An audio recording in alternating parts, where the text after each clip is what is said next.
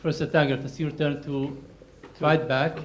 But then I know we have 5 minutes, but we're a little late. Can you do it in 2 minutes? Yeah, because I don't have much to say. Mario has agreed with everything I said. Carlos, I would make one point, serious point, however, is that it's wrong.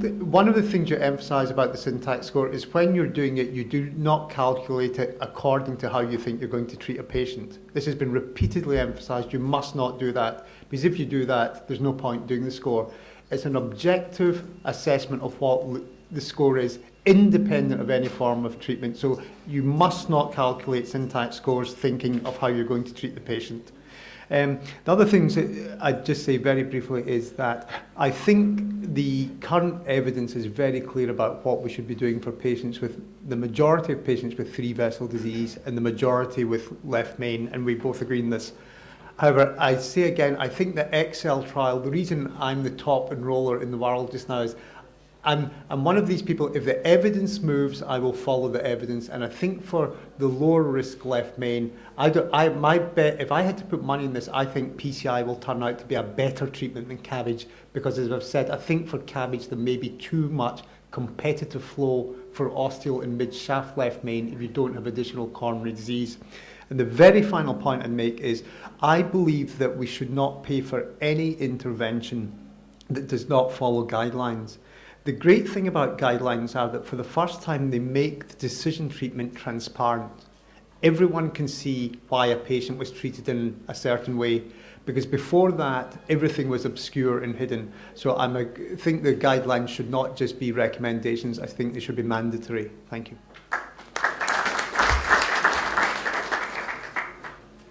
I think I spare time for the discussion, and I thank David for the moderate comments. The only point maybe I would like to make is surgery is not totally immune by the effect of flow down the native artery. If you have a normal FFR, if you have good flow down the native artery, even the mammary has a low patency rate, and the vein grafts definitely have a much, much worse patency rate. So before, consigning a patient to surgery, expecting that because he has a 90% lesion in the proximal LAD and 2 questionable lesions in the other vessel, well, these are patients that you can easily assess with a wire, and if it's a single vessel proximal LAD, probably treat with angioplasty. Okay, thank you. Before going to the verdict, as I know that I'm going to be sacked because I was supporting Carlo, the poor Carlo, let's say. I want to make 2 points. One point is about...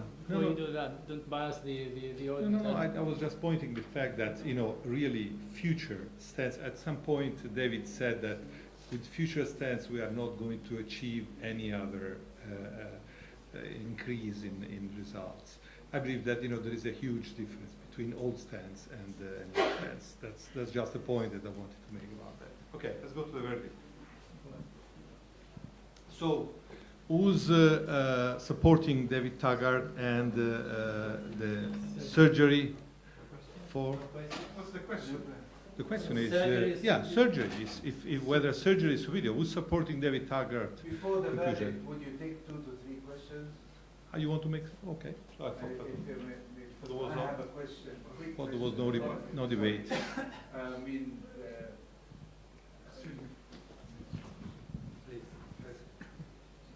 Although the syntax is quoted as the end-all, surgery was not ideal in all these patients, and it could have been improved. And in a recent talk I had from a very distinguished speaker, he said that, well, how many of the patients had IMAs and double IMAs, and therefore maybe the results could have been affected in either direction, perhaps more in favor of surgery or less.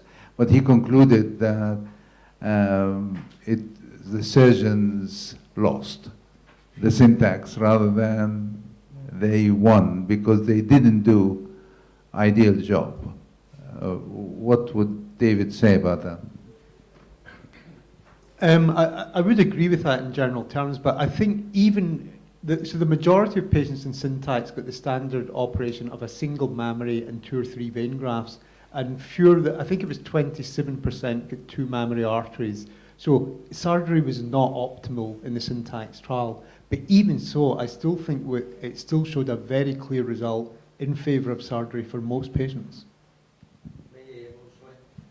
Short answer as well. I think one important point that in fact was also a question from one of the colleagues is surgery is not the same everywhere. In a way also PCI, but to be honest, you don't have 2 Jacobs. It's very difficult to form a great surgeon, and in a way PCI operators are a little bit easier to be trained. According to the individual result that you have and you see in your centers with surgery and with PCI, I think you have to adapt those recommendations to the treatment of the patient you have. And I hope that everybody agrees, but I have in mind a clear slide from Syntax showing some centers, even high volume centers with terrible surgical results, and vice versa centers with terrible PCI results.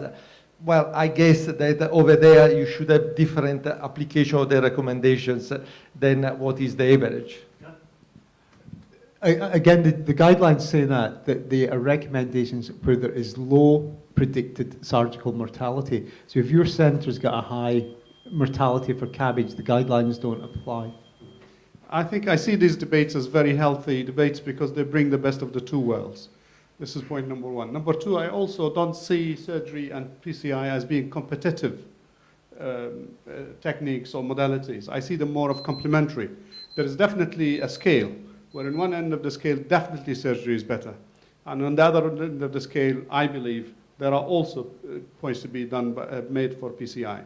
I'd like to ask one question. In real world today, in Europe, United States, in Canada and all that, what is the proportion of patients who really go to surgery as opposed to patients who really go to PCI? Which one has been increasing and which one has been decreasing and how much?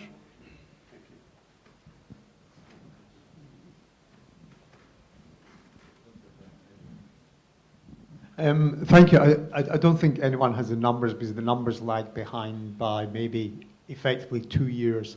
But certainly Terry Folligay, who's a very well-known surgeon in France, told me that last year their numbers in France, CABG had increased by 10%,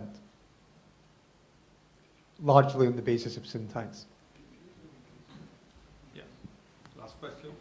I forget that I am a physician, but I'd like to, if I were a patient and I was confronted with the fact that I may develop 4% possibility of stroke, I'd rather die rather than developing stroke. I mean, we, as human beings, we fear disability rather than death. I mean, in this difficult and complex socio-economic society we live in, I think being a burden on the society and in the family is something we have to consider. So 4% stroke is something awful with surgery, especially the left main. Okay, so I mean that's a very important point, and certainly I would agree. Most of my elderly patients, if you say there's a risk of death, they accept it, and they accept that more than the risk of having a stroke. So I agree with you. But I would say, however, we've got to be cautious about those figures. It only occurred in the left main patients and not the 3-vessel disease. And furthermore, if you look at the other roughly similar sized trial, the pre-combat trial from Korea, it showed no difference in the incidence of stroke between PCI and CABG.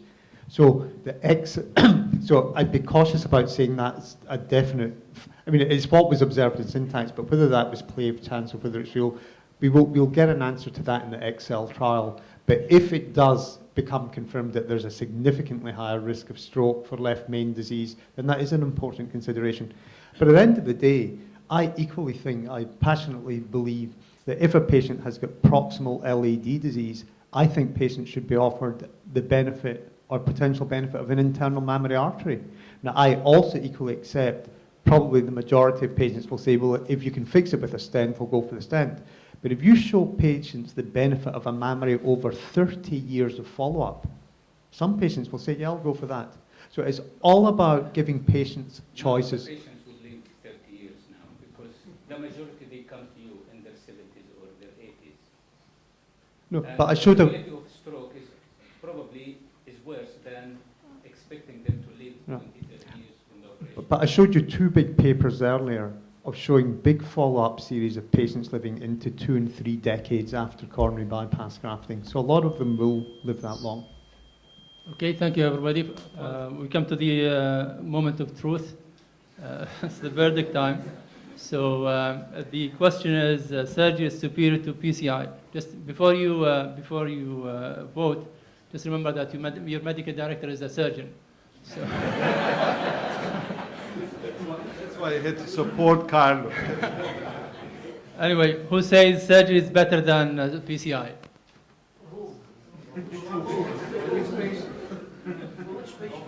No, that's the question. Surgery is superior to PCI.